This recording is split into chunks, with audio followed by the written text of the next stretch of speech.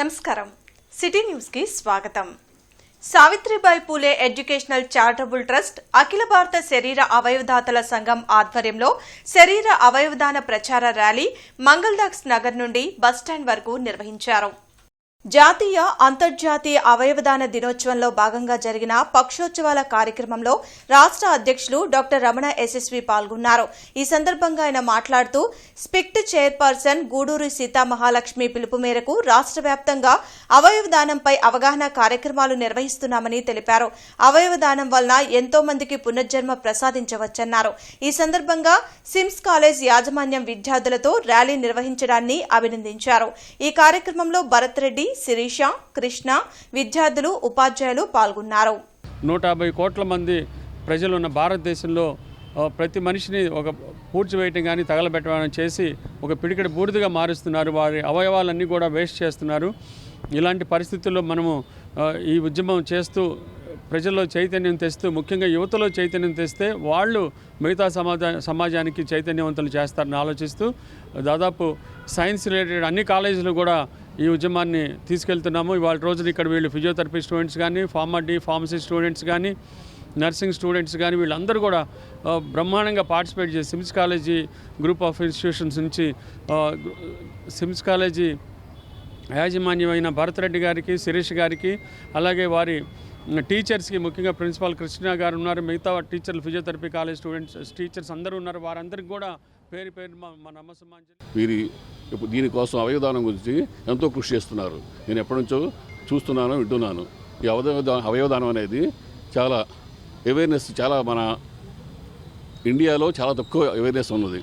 మిగతా ప్రపంచ countries compare చేస్తే ఇండియాలో ఏదో పెద్ద పాపంలాగాను, అయితే చనిపోయిన తర్వాత మన అవయవాలు తీస్తే అది ఏదో నరకానికి పోతారని చెప్పి మూఢనమ్మకాలు ఇవన్నీ ఉన్నాయి. అవన్నీ తీసేసి ప్రతి ఒక్కరూ మీరు చనిపోయి కూడా వేరే వారికి జీవితం ఇవ్వండి, మీరు చనిపోయి జీవించండి. కాబట్టి ప్రతి ఒక్కరూ ఈ స్లోగన్ మనం చనిపోయినా కూడా మళ్ళీ జీవించవచ్చు. ఒక 8 మంది ప్రాణాలతో. మనం ఇప్పుడు ఉన్నది ఒక ప్రాణమే, కానీ మనం చనిపోయిన తర్వాత 8 మందికి ప్రాణం ఇవ్వచ్చు. కాబట్టి ఇది ప్రతి ఒక్కరు గుర్తుంచుకొని దీని యొక్క అవేర్నెస్ మొత్తం అందరికీ, మనతో పాటు మన చుట్టుపక్కల ఉన్న వారికి కూడా తెలియజేసి ఈ అవయవదానానికి సహకరించవలసిందిగా కోరుతున్నాను. ఇంటర్నెట్ చరిత్రలో సంచలనం సిటీ బ్రాడ్బ్యాండ్. ఇప్పుడు ఇంటింటికి ఇంటర్నెట్, సిటీ నుంచి గ్రామం వరకు అదే స్పీడ్. మీరు ఈ రోజే సిటీ బ్రాడ్బ్యాండ్ కుటుంబంలో చేరండి. అత్యున్నత స్థాయి కార్పొరేట్ వైద్య సేవలు ఇప్పుడు అందరికీ అందుబాటులో. అత్యాధునిక పరికరాలతో అత్యున్నత స్థాయి వైద్య సేవలు అందిస్తున్న హాస్పిటల్ ఆంధ్ర ప్రైమ్ హాస్పిటల్. 25 సంవత్సరాలుగా గౌతమి గ్రూప్ ఆఫ్ ఇన్స్టిట్యూషన్స్ వారిచే నడపబడుతున్న సంస్థ. స్థాపించిన మొదటి సంవత్సరం నుండి 95% ఫలితాలు సాధిస్తున్న విద్యా సంస్థ Shri Gautami degree and PG college. ఈ నెల 8, 9 తేదీల్లో విద్యానగర్ కోటిపాడు రోడ్డులో చిత్రకళా వీధి కార్యక్రమం జరగనుందని ఏపీ సృజనాత్మకత సాంస్కృతిక చైర్పర్సన్ బోడపాటి తేజస్విని తెలిపారు. చిత్రకళలను ప్రోత్సహించాలని గుంటూరులో చిత్రకళా వీధి నిర్వహిస్తున్నామని బోడపాటి తేజస్విని చెప్పారు. ఈ కార్యక్రమంలో రాష్ట్ర వ్యాప్తంగా సుమారు 700 మంది కళాకారులు హాజరవుతారని తెలిపారు. ఈ కార్యక్రమానికి సోనూ సూద్, మంత్రులు పెమ్మసాని చంద్రశేఖర్, కందుల దుర్గేష్ లాంటి ప్రముఖులు హాజరవుతారని చెప్పారు. హెషరీ బ్యాండ్ వారి సహకారంతో ఒక ఆహ్లాదకరమైన వాతావరణంలో సంగీతం, నాట్యం, ఫోక్ డాన్సుల ప్రదర్శన కూడా ఉంటుందని, నగర ప్రజలంతా పాల్గొని జయప్రదం చేయాలని పిలుపునిచ్చారు. ఇది దేశవ్యాప్తంగా ఎంతోమంది కళాకారులను, దాదాపుగా 10-15 రాష్ట్రాలకు సంబంధించిన కళాకారులందరూ కూడా 600-700 మంది మన రాష్ట్రానికి గుంటూరుకి వచ్చి వాళ్ళ చిత్రకళను ప్రదర్శన చేయబోతున్నారు. గుంటూరులో ఉన్న ప్రతి ఒక్కళ్ళు, అదేవిధంగా చిత్రకళను ప్రోత్సహించే ప్రతి ఒక్కళ్ళు ఖచ్చితంగా ఈ కార్యక్రమంలో పాలు పంచుకోవాలి. ఎంతో వినూత్నంగా జరగబోయే ఈ కార్యక్రమంలో మీ పిల్లల్ని కూడా తీసుకుని వచ్చి రోడ్డు మీద ఒక సంతలాగా చిత్రకళని ప్రదర్శించడం అనేది చాలా అరుదు.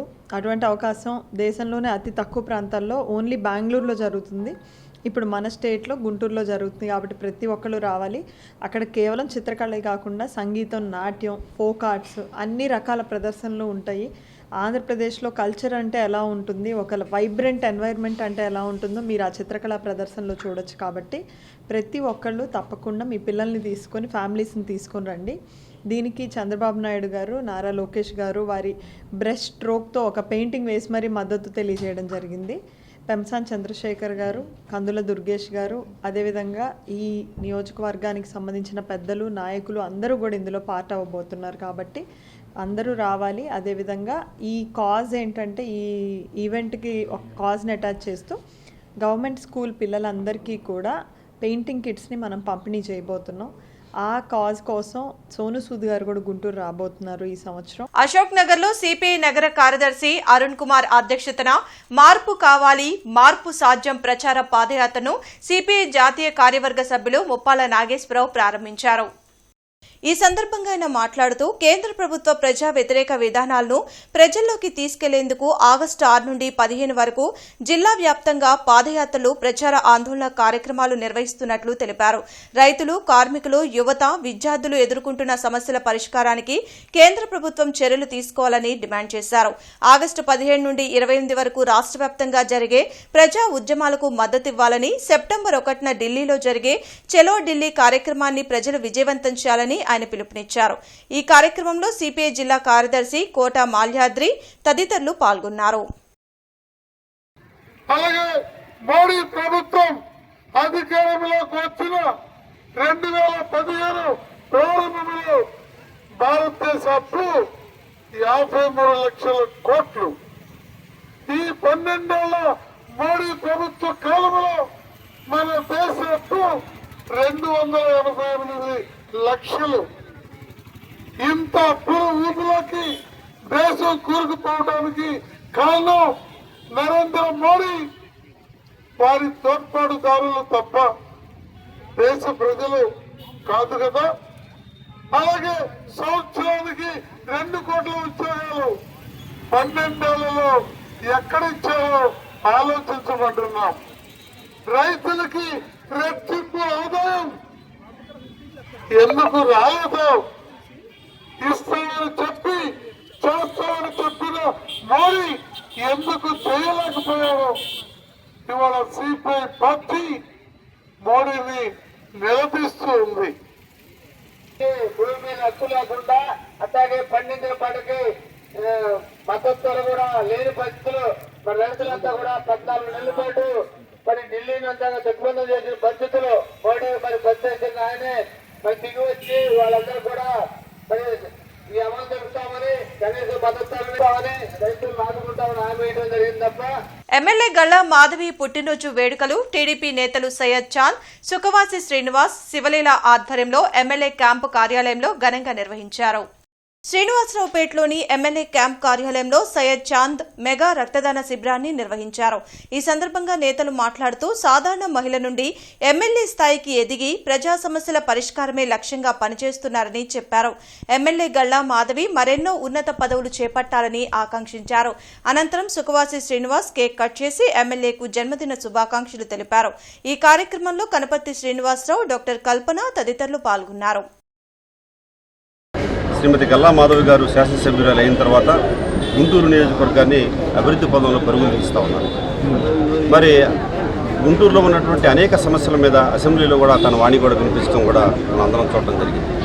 అటువంటి శాసనసభ్యురాలు ఇంకా బాగా పనిచేయాలి, బీసీ బలహీన బడుగు వర్గాలకి మరి అండగా ఉండాలన్న ఉద్దేశంతో గౌరవనీయులు శ్రీ నారా చంద్రబాబు నాయుడు గారు మరి రాష్ట్రంలో అత్యున్నత స్థానంలో ఉన్నటువంటి పాలిట్ బ్యూరోలో, పార్టీలో అత్యున్నత స్థానమైనటువంటి పాలిట్ బ్యూరోలో కూడా మెంబర్గా ఆమె తీసుకోవడం జరిగింది.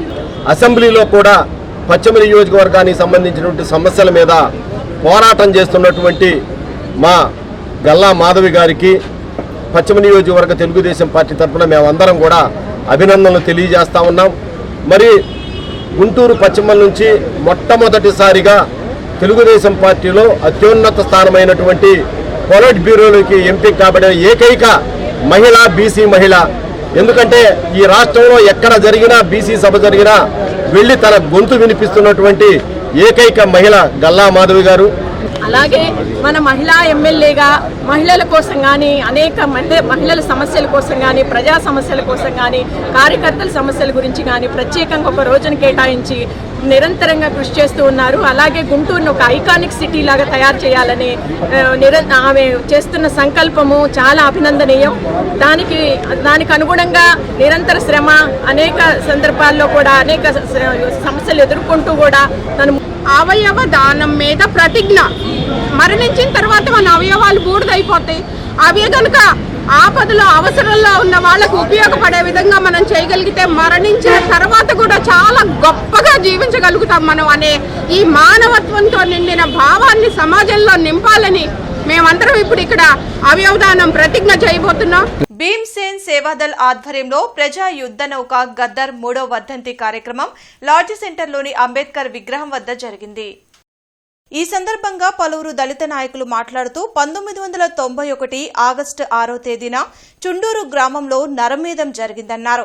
అందుకే కత్తి పద్మారావు ఆధ్వర్యంలో దేశవ్యాప్తంగా ఎన్నో పోరాటాలు, ఉద్యమాలు జరిగాయని గుర్తు చేశారు. ఈ సందర్భంగా చుండూరు నరమేధంలో అసువులు బాసిన అమరవీరులకు ప్రజాయుద్ధ నౌక గద్దర్కు నివాళులర్పించారు. ఈ కార్యక్రమంలో ఎండ్రపాటి సాంబశివరావు, మద్దు ప్రేమ్జ్యోతిబాబు, పాటిబండ్ల కోటేశ్వరరావు, కమలకుమారి, బత్తుల అనిల్, విప్పర్ల ముత్తయ్య, నల్లపు నీలాంబరం, వాసు, గోవింద్ తదితరులు పాల్గొన్నారు. దానికి కారణం మొదటిగా మరి ప్రజా యుద్ధ నౌక గద్దరన్న గారి 3వ వర్ధంతి కార్యక్రమం ఈరోజు జరుపుకుంటున్నాము. అలాగే మరి భారతదేశం అంతా మరి అందరూ నువ్వెరబోయే విధంగా మరి దళిత వీరులు ఈ నెలలో 1991లో మరి చుండూరులో జరిగిన మారణకాండకి నిదర్శనముగా భారతదేశం అంతా ఈరోజు బ్లాక్ డేగా ప్రకటిస్తూ ఉన్నాము. ఈరోజు ప్రపంచ స్థాయిలో అన్ని గ్రామాల్లో, అన్ని స్టూడెంట్ ఆర్గనైజేషన్లో ఈరోజు చుండూరుని బ్లాక్ డేగా ప్రకటించుకొని మా దళిత జాతి మొత్తం కూడా గర్వంగా జరుగుతుంది. ఇదే రోజు చుండూరులో మరి 7వ తారీఖు గద్దరన్న వచ్చి ఆ చుండూరు శిబిరంలోకి వచ్చి ఆ దళితుల్ని పరిస్మరణ చేసుకొని అక్కడ పాటలు పాడి ప్రజాయుద్ధ నౌక ఇదే రోజు మరియు ఒక 3 సంవత్సరాల క్రితం ఆగస్టు 6న వారు అమరులయ్యారు. పశ్చిమ ఎమ్మెల్యే గల్లా మాధవి పుట్టినరోజు సందర్భంగా నిర్మల్ హృదయలో జిల్లా పార్లమెంట్ ఆర్గనైజర్ సెక్రటరీ సంజీవరావు ఆధ్వర్యంలో వృద్ధులకు పండ్లు పంపిణీ చేశారు. ఈ సందర్భంగా ఆయన మాట్లాడుతూ ఎమ్మెల్యే గల్లా మాధవి పశ్చిమ నియోజకవర్గ అభివృద్ధి కోసం నిరంతరం కృషి చేస్తున్నారని తెలిపారు. ఆమె మరెన్నో పుట్టినరోజులు జరుపుకోవాలని ఆకాంక్షించారు. ఈ కార్యక్రమంలో రవికుమార్, పగడాల సాంబశివరావు, కామరాజు గడ్డ కిరణ్, కోటేశ్వరరావు, వెంపటి విజయలక్ష్మి, పాలకిటి రమణ, కొండపాటూరు సాంబశివరావు తదితరులు పాల్గొన్నారు.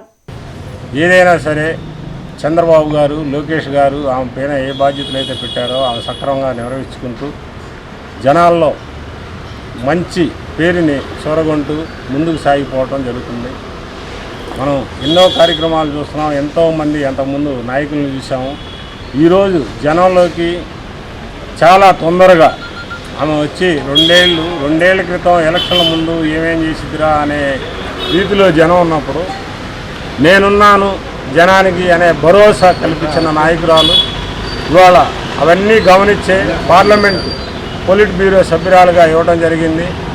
ఆమె నిండు నూరేళ్ళు ఆరోగ్యాలతో వర్ధిల్లాలని కోరుకుంటూ ఏపీ సృజనాత్మకత సాంస్కృతిక సంస్థ చైర్పర్సన్ బోడపాటి తేజస్విని దంపతుల వెడ్డింగ్ యానివర్సరీ కార్యక్రమం మాజీ మేయర్ కోవెలమూడి రవీంద్ర కార్యాలయంలో జరిగింది.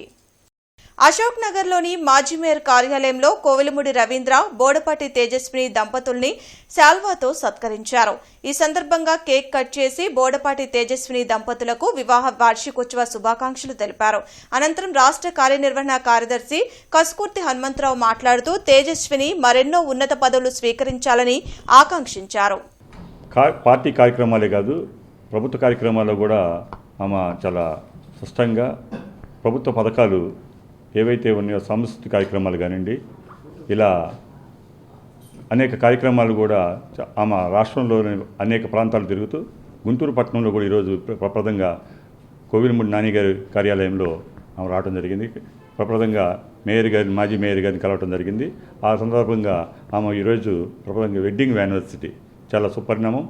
ఆమె ఆయురారోగ్యాలతో మరిన్ని ప్రభుత్వానికి కానివ్వండి, ప్రజలకు కానీ మరీ సేవలు చేయాలని చెప్పేసి మన ఇంటర్నెట్ చరిత్రలో సంచలనం సిటీ బ్రాడ్బ్యాండ్. ఇప్పుడు ఇంటింటికి ఇంటర్నెట్, సిటీ నుంచి గ్రామం వరకు అదే స్పీడ్. మీరు ఈ రోజే సిటీ బ్రాడ్బ్యాండ్ కుటుంబంలో చేరండి. అత్యున్నత స్థాయి కార్పొరేట్ వైద్య సేవలు ఇప్పుడు అందరికీ అందుబాటులో. అత్యాధునిక పరికరాలతో అత్యున్నత స్థాయి వైద్య సేవలు అందిస్తున్న హాస్పిటల్ ఆంధ్ర ప్రైమ్ హాస్పిటల్. 25 సంవత్సరాలుగా గౌతమి గ్రూప్ ఆఫ్ ఇన్స్టిట్యూషన్స్ వారిచే నడపబడుతున్న సంస్థ. స్థాపించిన మొదటి సంవత్సరం నుండి 95% ఫలితాలు సాధిస్తున్న విద్యాసంస్థ Shri Gautami degree and PG college. Seed access road MLA quarters ను జేసీ అశుతోష్ శ్రీవాస్తవ, సిఆర్డీఏ అదనపు కమిషనర్ కొల్లాబత్తుల కార్తీక్, ఎస్పీ వకుల్ జిందాల్ తో కలిసి కలెక్టర్ సాయికాంత్ వర్మ పరిశీలించారు. Steel bridge seed access road ప్రారంభోత్సవ కార్యక్రమాలు ఆగస్టు 13వ తేదీన జరగనున్నాయి. శాసనసభ్యుల నివాస గృహ సముదాయాలు సాధారణ పరిపాలనా శాఖకు అప్పగించనున్నారు. Steel bridge seed access road ప్రారంభోత్సవ కార్యక్రమానికి రాష్ట్ర ముఖ్యమంత్రి హాజరు కానున్నారు. ఈ కార్యక్రమానికి అవసరమైన ఏర్పాట్లు చేయాలని ఆదేశించారు. బందోబస్తు ఏర్పాట్లు, పార్కింగ్, కార్యక్రమానికి హాజరయ్యే ప్రజలు కూర్చునేందుకు ఏర్పాట్లు చేయాలని సూచించారు. ఈ కార్యక్రమంలో రెవెన్యూ డివిజనల్ అధికారి కె శ్రీనివాసరావు తదితరులు పాల్గొన్నారు. ఈ వార్తలు ఇంతటితో సమాప్తం. నమస్కారం.